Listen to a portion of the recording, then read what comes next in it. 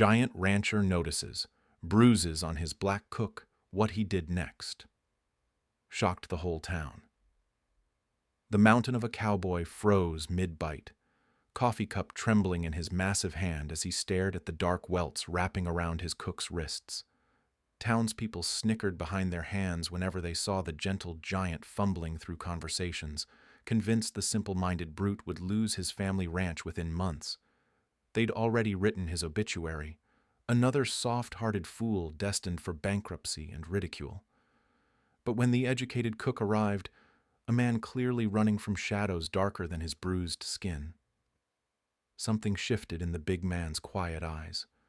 Neither man realized their desperate alliance would either save them both or destroy everything they'd built when the violence hunting the cook finally arrived at their door. When the reckoning comes, will their unlikely partnership prove stronger than the forces determined to tear them apart? Before we continue, comment where you are tuning in from. Perhaps we will publish a story there. The morning sun cast long shadows across Kelly Ranch as Cyrus measured feed with deliberate slowness. His massive hands moved carefully, counting each scoop while his mind calculated profit margins and feed costs to the penny. When visitors rode up the dusty path, he would duck his head and speak in simple phrases, letting them assume what they wanted about the gentle giant. The banker had visited 3 times this month. Each time, Harold Wickham dismounted with the swagger of a man who smelled weakness. He would pat Cyrus on the shoulder like a favored dog and speak slowly, as if addressing a child. "Now, Cyrus, you know your daddy was the smart one. Maybe it's time to let grown folks handle the business side." Cyrus would nod and shuffle his boots, all while mentally reviewing every clause of his mortgage contract. The ranch owed $4,000. Market prices for cattle were dropping, but wool was climbing. 3 months remained before foreclosure, but Wickham didn't need to know about the emergency fund hidden behind the loose floorboard. The cattle lowed in the distance as Cyrus walked toward the house. His stomach rumbled, reminding him that breakfast remained a cold can of beans unless he wanted to venture into town. The last cook had quit after 2 weeks, claiming the isolation would drive any sane person mad. Most folks assumed Cyrus was already halfway there. A figure approached on foot, carrying a worn traveling bag. The man walked with purpose, despite his obvious exhaustion. His clothes bore the dust of long travel, but his posture suggested education and refinement that seemed oddly out of place on the frontier. "You, Mr. Kelly?" The stranger's voice carried traces of Eastern schooling beneath careful, measured tones. Cyrus nodded, studying the newcomer. The man's hands showed calluses from hard work, but his vocabulary and bearing spoke of a different background. Entirely. "I'm here about the cook position. Name's Elijah Walker. Can you cook?" Cyrus kept his words simple, maintaining the expected facade. "Yes, sir. Been cooking professionally for several years now." Elijah extended his hand for a shake, and Cyrus noticed the man's sleeve pull back slightly. Dark bruises circled his wrist like rope burns. Old ones had faded to yellow, but fresh purple marks suggested recent trauma. Elijah quickly adjusted his cuff, but not before Cyrus cataloged every detail. Something cold settled in the giant's chest. He recognized those marks. His own mother had worn similar bruises during the dark years before his father learned to control his drinking. The careful way Elijah held himself, the constant awareness of his surroundings, the practiced smile that never quite reached his eyes, all familiar signals of someone accustomed to violence. "Job pays $20 a month plus room and board." Cyrus gentled his voice without thinking. "Work starts at sunrise." Relief flickered across Elijah's face. "Thank you, sir. I won't disappoint you." As they walked toward the house, Cyrus noticed how Elijah's eyes swept the horizon constantly, as if expecting pursuit. The man jumped slightly when a horse whinnied in the corral, his hand moving instinctively toward his waist, where a weapon might rest. The kitchen hadn't seen proper use in months. Dust covered the cast-iron stove, and cobwebs decorated the corners. Elijah surveyed the space with the calculating gaze of someone who understood organization and efficiency. I can have this cleaned up by evening, Elijah said, already mentally arranging the workspace. Take your time. Cyrus lingered in the doorway, unsure how to address the obvious tension radiating from his new employee. There's a room upstairs, second door on the right. Elijah nodded and began unpacking his few possessions. Cyrus retreated to the porch, but his mind remained fixed on those bruises. Someone had hurt this man repeatedly and systematically. The thought stirred a protective instinct that Cyrus hadn't felt since childhood. Over the following days, a routine developed. Elijah proved to be an exceptional cook, transforming simple ingredients into meals that reminded Cyrus why food could be a source of pleasure rather than mere sustenance. More importantly, the man possessed an intuitive understanding of ranch management that went far beyond kitchen duties. While serving breakfast, Elijah would mention casually that the fence in the north pasture needed attention, or that the mare in the third stall showed signs of lameness. His observations were always accurate and delivered with the deference expected from hired help, but Cyrus began to suspect there was far more intelligence behind those careful words than Elijah let on. The morning everything changed started like any other. Cyrus sat at the kitchen table reviewing ledgers while Elijah prepared bacon and eggs. The familiar domestic sounds, sizzling grease, clanking pans, quiet humming, had become a comfort Cyrus hadn't realized he'd missed. Elijah reached across the table to refill the coffee cup, and his sleeve rode up again. This time Cyrus got a clear view of the damage. Fresh bruises layered over old scars, telling a story of prolonged abuse that made his jaw clench involuntarily. Their eyes met for a moment. Elijah froze, realizing his injuries were visible. Fear flickered across his features, the same expression a cornered animal might wear when facing a predator. Cyrus set down his cup with deliberate care. The protective rage building in his chest threatened to crack the gentle facade he'd maintained for years. Someone had systematically brutalized this educated, capable man, and that someone might still be hunting him. The giant rancher made a silent promise in that moment. Whatever demons were chasing Elijah Walker, they would have to go through him first. Harold Wickham arrived with papers and a satisfied smirk that made Cyrus's skin crawl. The banker dismounted his horse with theatrical flourish, clearly relishing what he considered his moment of triumph. "Morning, Cyrus. Beautiful day to settle some business." Cyrus wiped his hands on his work pants and approached slowly, maintaining his usual docile demeanor. Inside the house, Elijah continued preparing lunch, but his movements had grown tense since spotting the official documents in Wickham's saddlebags. "Now don't you worry none about understanding all this legal talk." Wickham spread the foreclosure papers across the porch railing. "Just need your mark right here, and I'll take care of everything else." The giant rancher bent over the documents, moving his lips slightly as if struggling to read. In reality, he absorbed every clause and calculation with perfect clarity. The foreclosure timeline was aggressive, probably illegal. The buyout price sat at roughly 30% of actual land value. Wickham had structured the deal to benefit himself and his silent partners in town. "Seems awful complicated," Cyrus muttered, scratching his head. "That's why you need smart folks handling these matters." Wickham's condescension dripped like honey from a broken jar. "Sign here, and all your troubles disappear." Through the kitchen window, Elijah watched the exchange with growing alarm. Something about Cyrus's posture seemed wrong. The big man's shoulders held tension that contradicted his simple words. His fingers drummed against his leg in what looked like mathematical calculations. "Can I think on it overnight?" Cyrus asked. Wickham's smile faltered. "Well, I suppose. But don't take too long. Other interested parties might not be so generous with their offers." After the banker rode away, Cyrus found Elijah scrubbing the same pot for the third time. Nervous energy radiated from the smaller man like heat from a forge. "You heard all that," Cyrus said. It wasn't a question. Elijah nodded, still focused on the spotless cookware. "I'm sorry. Wasn't trying to eavesdrop. What did you think of his offer?"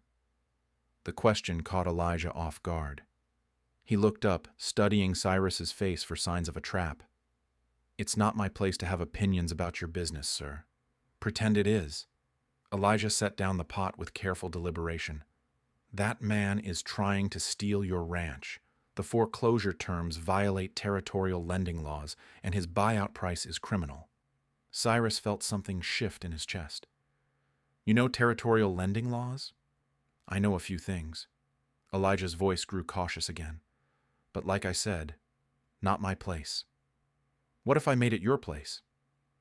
The kitchen fell silent except for the ticking of the old clock on the mantel. Elijah studied Cyrus with new intensity, as if seeing him clearly for the first time. "You're not simple at all, are you?" Elijah whispered. Cyrus abandoned his usual hunched posture, straightening to his full, imposing height. Intelligence flickered openly in his eyes as the mask he'd worn for years finally slipped away. "My daddy trusted the wrong people. Smart city folks who talked real pretty and promised to help manage our affairs." Cyrus's voice carried bitter memory. "They picked him clean, like vultures on roadkill. Lost everything except this ranch, and that only because Mama hid the deed." Elijah absorbed this revelation in silence. The gentle giant had been playing a role, protecting himself from the same fate that had destroyed his father. "I learned to read everything: contracts, market reports, territorial laws, agricultural journals," Cyrus continued. "But I also learned that showing intelligence around here just paints a target on your back. So you pretend to be slow. Keeps the wolves at bay. Most of them anyway." Elijah understood survival strategies better than most. "What do you need from me?" "Partnership." The word hung between them like a bridge neither had expected to cross. "You handle the correspondence and planning. I manage the land and livestock. Both our names on everything, but we keep up appearances." "Why would you trust me? You barely know me." Cyrus gestured toward Elijah's carefully covered wrists. "Because someone hurt you bad, and you're still standing. That takes strength most folks never find. And because you see things other people miss." Elijah's breath caught. No one had offered him partnership in anything for longer than he could remember. "What makes you think I won't just disappear with whatever money we make?" "Same reason I won't cheat you out of your share. We both got too much to lose." The truth of it settled between them like shared gravity. Both men had been hiding their true selves. Both had suffered at the hands of people who should have protected them, and both desperately needed what the other could provide. "I was educated back east." Elijah's admission came quietly. "Business school, accounting, legal studies, before everything went wrong." Cyrus nodded, as if he'd already suspected as much. "Think we can save this place?" Elijah moved to the kitchen table where Cyrus kept his ledgers. His trained eye swept across the columns of numbers, processing information that would have overwhelmed most ranch hands. After several minutes of calculation, he looked up with the first genuine smile Cyrus had seen from him. "We don't just save it. We make it the most profitable ranch in the territory." For the first time in years, Cyrus felt something resembling hope. "Partners?" "Partners." They shook hands across the kitchen table, two broken men choosing to trust each other with their futures. Neither realized how soon that trust would be tested by forces far more dangerous than any banker. 3 weeks into their partnership, Kelly Ranch transformed from struggling operation to profit machine. Elijah's strategic mind identified inefficiencies that had plagued the ranch for years. He rerouted cattle drives to avoid toll roads, negotiated better prices for feed by buying in bulk with neighboring ranches, and discovered a clause in the railroad contract that had been overcharging for livestock transport. Cyrus provided the muscle and land knowledge that made Elijah's plans possible. The giant knew every water source, grazing area, and weather pattern across their territory. Combined with Elijah's business acumen, they created a formidable team that neither man could have imagined working alone. The ledger books told their success story in black ink. Revenue increased 40% in the first month. Operating costs dropped by 25% through careful resource management. Even accounting for seasonal fluctuations, they would clear enough profit to pay off Wickham and have money left for expansion. Elijah's confidence grew with each small victory. The constant fear that had shadowed him began to fade as he found purpose in their shared enterprise. He started humming while he cooked, rolled up his sleeves without self-consciousness, and even laughed at Cyrus's dry observations about their neighbors. Cyrus discovered the unexpected pleasure of intellectual companionship. For years, he had carried the burden of running the ranch alone, unable to share his thoughts or concerns with anyone who would understand. Now he could discuss market fluctuations and breeding programs with someone who grasped the complexities involved. Their public personas remained unchanged. Cyrus still played the simple giant when visitors arrived, and Elijah continued his role as the quiet cook who stayed in the background. But privately, they functioned as equal partners in every aspect of ranch management. The morning everything shifted started with a telegram arriving at the general store. Martha Henderson, the postmaster's wife, delivered it personally along with her usual gossip about town affairs. Her eyes gleamed with the anticipation of someone bearing interesting news. Telegram. Came for you, Cyrus. From some businessman back east, asking about job opportunities. Cyrus accepted the yellow paper with his usual fumbling gratitude, but his eyes found Elijah immediately. The cook had gone rigid at the kitchen sink, his knuckles white against the dishpan. Much obliged, Mrs. Henderson. Cyrus kept his voice level despite the tension crackling through the room. After she left, Elijah approached the telegram with the careful movements of a man approaching a rattlesnake. His face drained of color as he read the brief message. Seeking information about recent arrivals, stop missing employee last seen heading west. Stop substantial reward for assistance. Stop Shaw. You know this Shaw? Cyrus asked, though Elijah's reaction had already provided the answer. He's the reason I ran. Elijah's voice barely rose above a whisper. The reason for these. He pushed up his sleeves, revealing the full extent of scarring on both arms. Old rope burns mixed with newer bruises in a pattern that spoke of systematic abuse over an extended period. Cyrus felt rage build in his chest like pressure in a steam engine. Someone had used this intelligent, capable man as property, marked him with violence, and now pursued him across the country like a bounty hunter tracking escaped livestock. What does he want? Me back under his control. Elijah began pacing the kitchen with caged energy. Shaw runs what he calls employment services, finds people with skills, then traps them in contracts they can't escape. The pieces fell into place in Cyrus's mind. Educated men disappeared into Shaw's operation, their talents exploited while violence kept them compliant. It was slavery dressed in legal paperwork and business terminology. We need to be ready, Cyrus said. Over the following days, they prepared for Shaw's inevitable arrival. Cyrus maintained his simple facade while quietly gathering information about their expected visitor. He learned that Shaw traveled with legal documents that appeared legitimate to casual inspection, and that he had recovered several employees from various Western territories. Elijah worked frantically to establish their ranch's profitability on paper, creating documentation that would prove his value as a legitimate business partner rather than hired help. If Shaw arrived with forged employment contracts, they needed evidence of Elijah's true status. The stranger rode into town on a Tuesday morning, arriving with the confidence of a man accustomed to getting his way. Malcolm Shaw cut an impressive figure in his expensive suit and polished boots. His smile came easily, and his handshake felt firm and trustworthy. Within hours of his arrival, he had charmed half the town with his urbane manners and talk of investment opportunities. Shaw took rooms at the boarding house and immediately began his campaign of information gathering. He bought drinks at the saloon, complimented the ladies on their cooking, and expressed keen interest in the area's economic development. His questions about new arrivals seemed casual, almost incidental to his broader business inquiries. Martha Henderson proved particularly susceptible to his charm. She provided detailed descriptions of every newcomer who had arrived in the past 6 months, including the educated cook who had taken employment at the Kelly Ranch. Quiet fellow, keeps to himself mostly, but you can tell he's got learning. The way he talks when he thinks nobody's listening. Shaw's smile never wavered, but his eyes sharpened with predatory interest. Education is such a valuable commodity out here. I'd love to meet this gentleman. perhaps discuss opportunities for advancement.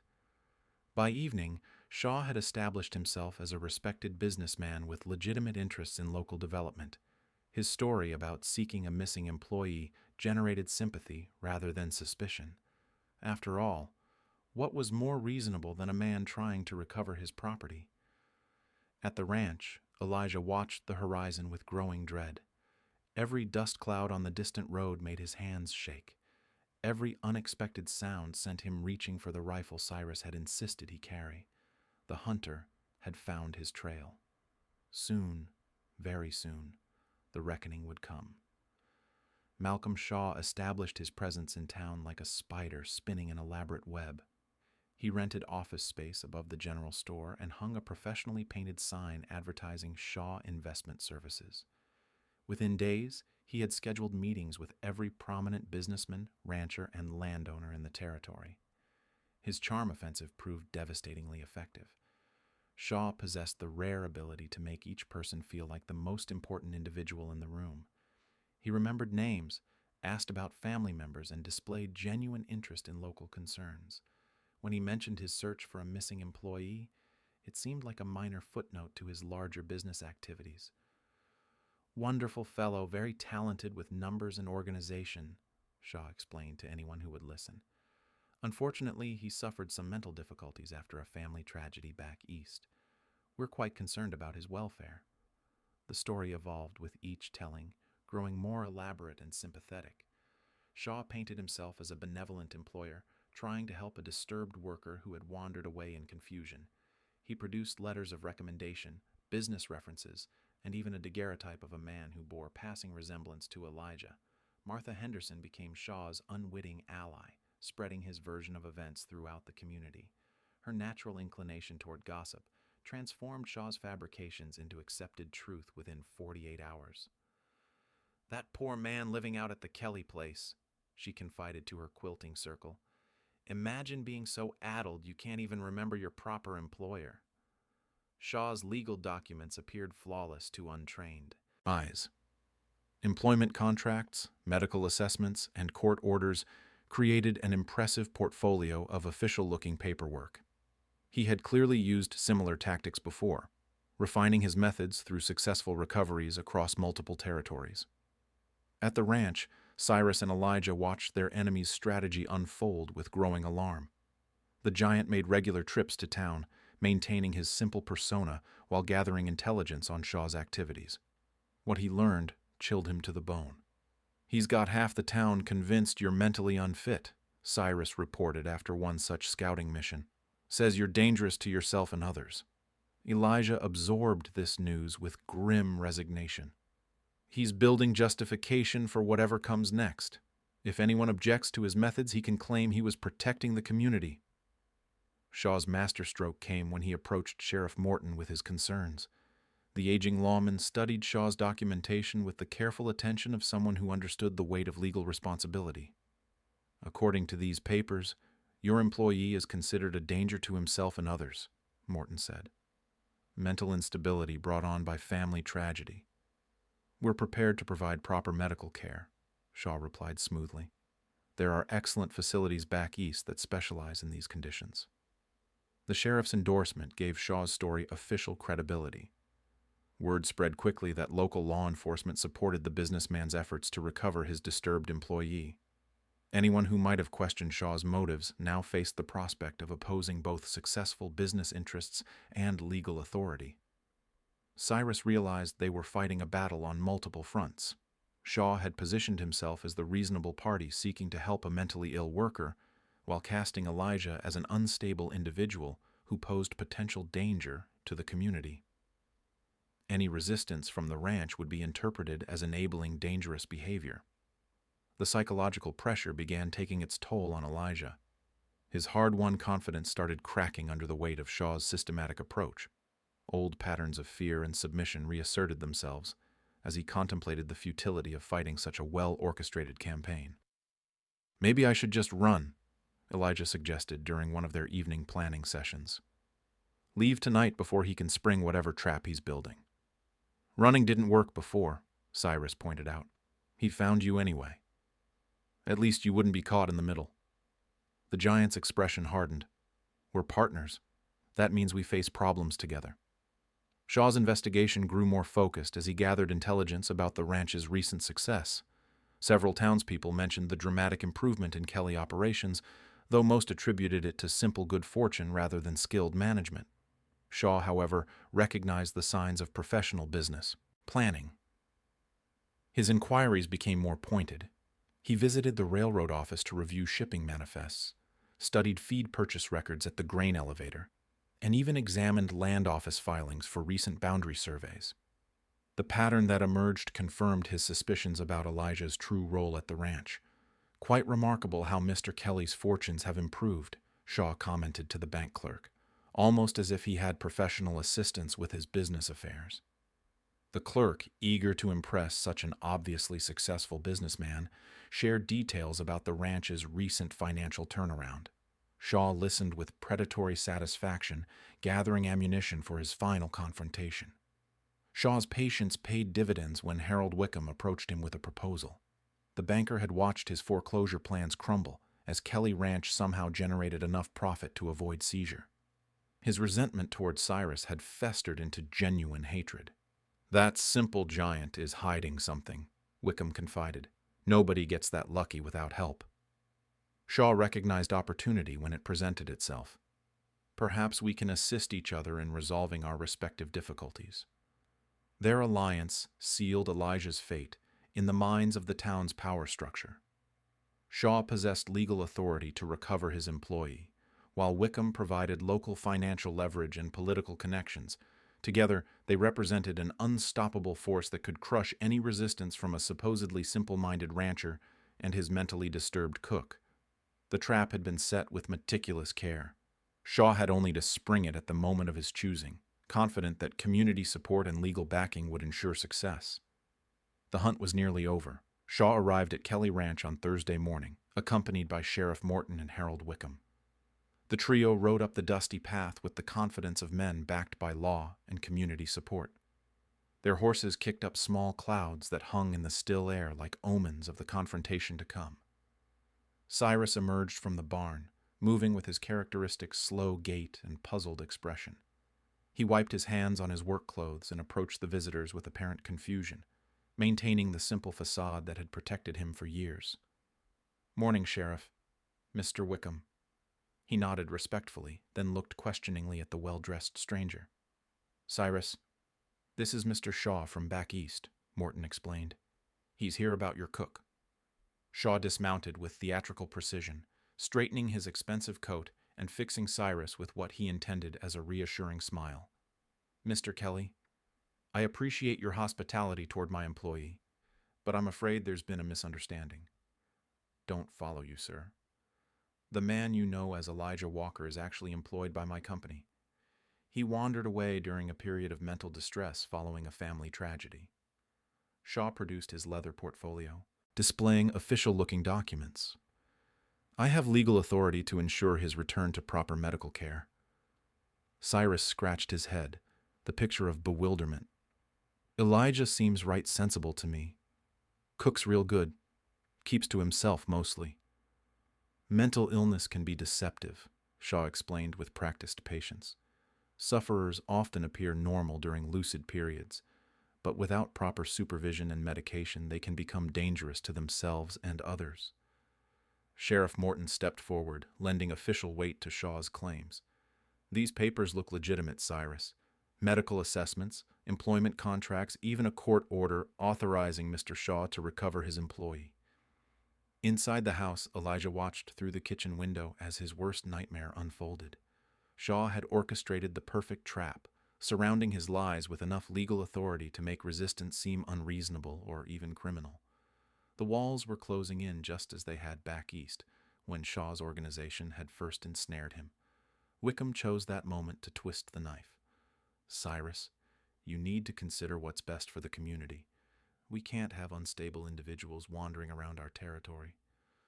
"I reckon Elijah can speak for himself," Cyrus said quietly. Shaw's smile tightened almost imperceptibly. "I'm afraid his condition makes him unreliable as a witness to his own mental state. The medical documentation is quite clear about his delusions and violent tendencies. The accusation of violence struck Cyrus like a physical blow. Anyone who spent 5 minutes with Elijah could see the gentleness that marked his every action, the careful way he moved through the world as if afraid of causing accidental harm. Shaw was describing a completely different person. "Bring him out, Cyrus," Sheriff Morton ordered. "Let's get this settled proper." Elijah emerged from the house with the resigned dignity of a man walking to his execution. His shoulders were straight, his expression composed, but Cyrus could see the tremor in his hands and the hollow desperation in his eyes. This was a man who had fought this battle before and lost. Shaw's demeanor shifted the moment he saw Elijah, revealing flashes of the predator beneath his civilized veneer. "There you are. We've been quite worried about you." "I'm not going back," Elijah said quietly. "You're not well enough to make that decision." Shaw's voice carried false compassion that fooled no one except those who wanted to be fooled. "The doctors are very concerned about your deteriorating condition." "What doctors? What condition?" Elijah's composure cracked slightly. "You know perfectly well I was never your employee. You kidnapped me, held me against my will, and forced me to work without pay." Shaw turned to the sheriff with an expression of practiced sorrow. "You see, the paranoid delusions are getting worse. He believes he was kidnapped when actually he signed employment contracts of his own free will." Morton studied the documents again, clearly uncomfortable with the situation, but bound by legal protocol.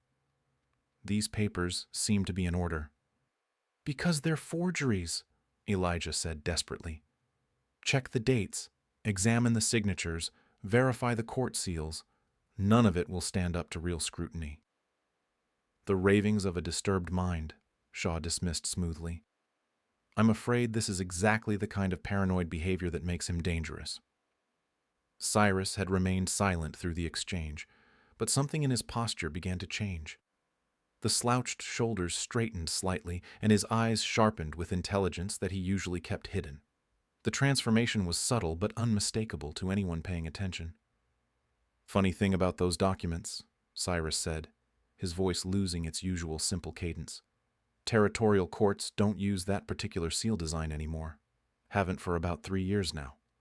Shaw's confidence flickered. "I beg your pardon? And that employment contract?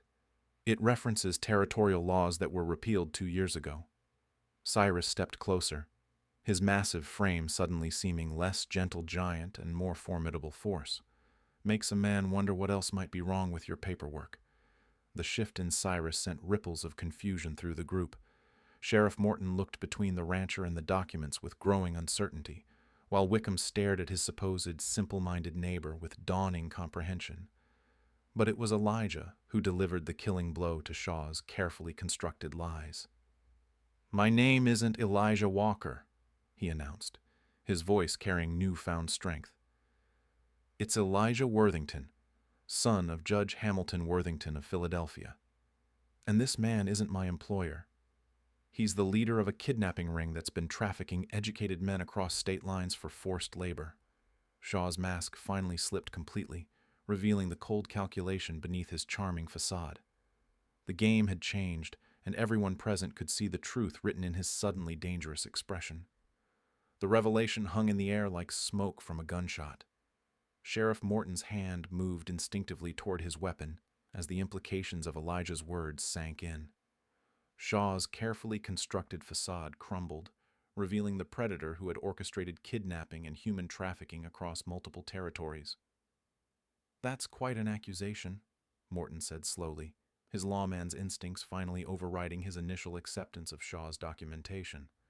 Shaw recovered quickly, forcing his practiced smile back into place. "Sheriff, surely you can see this is exactly the kind of paranoid delusion I warned you about. The poor man believes he's someone entirely different." Elijah reached into his coat pocket with deliberate movements, producing a small leather wallet that had been sewn into the lining of his jacket. From it, he withdrew papers that had been carefully preserved despite months of abuse and flight. Birth certificate, Philadelphia County, educational certificates from Harvard Business School, and this. He held up a photograph showing a younger version of himself, standing beside a distinguished older man in judicial robes.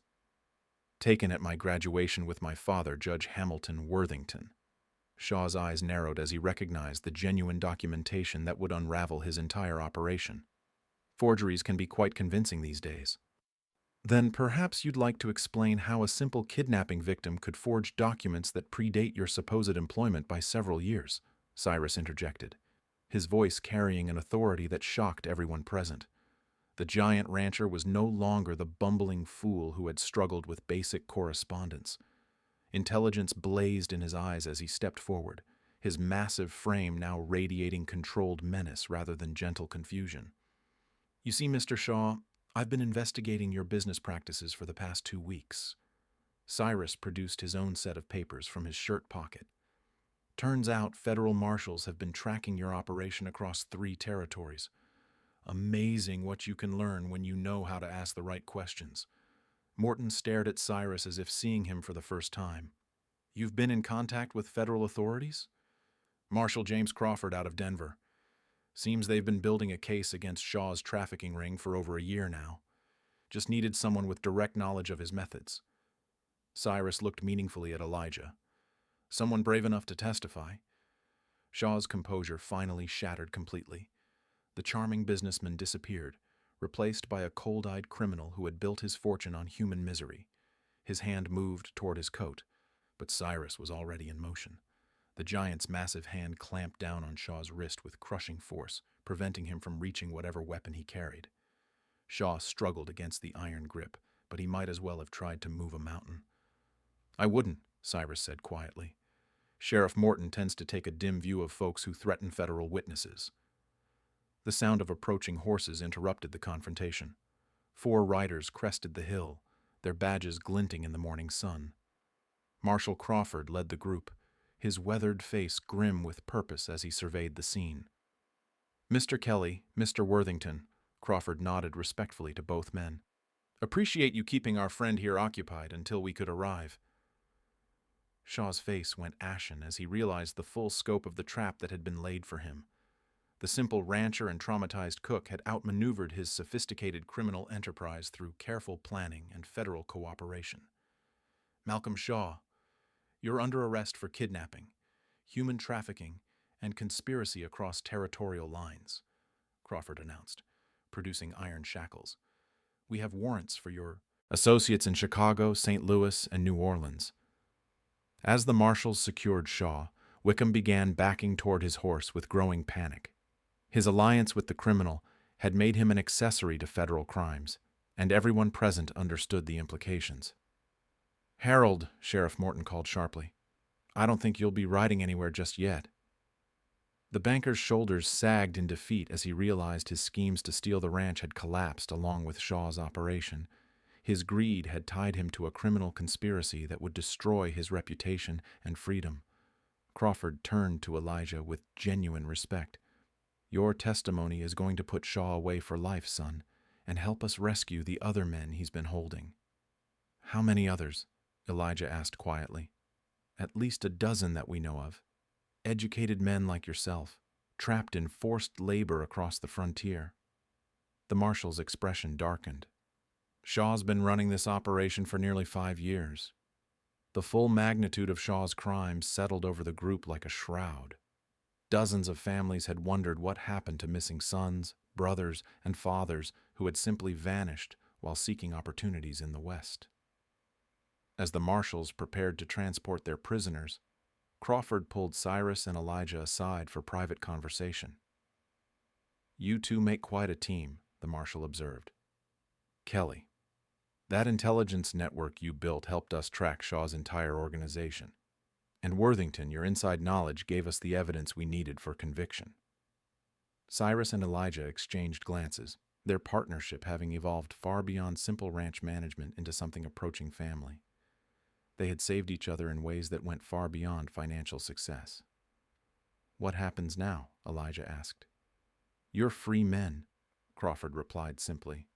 Shaw's operation is finished, his associates are being rounded up, and you've got a ranch to run. As the law enforcement party rode away with their prisoners, Cyrus and Elijah stood on the porch of their transformed ranch. The Kelly spread had become something neither man could have imagined when they first shook hands in the kitchen weeks earlier. "Partners?" Cyrus asked, echoing their original agreement. "Partners," Elijah confirmed, but the word carried deeper meaning now. They had found more than business success in their alliance.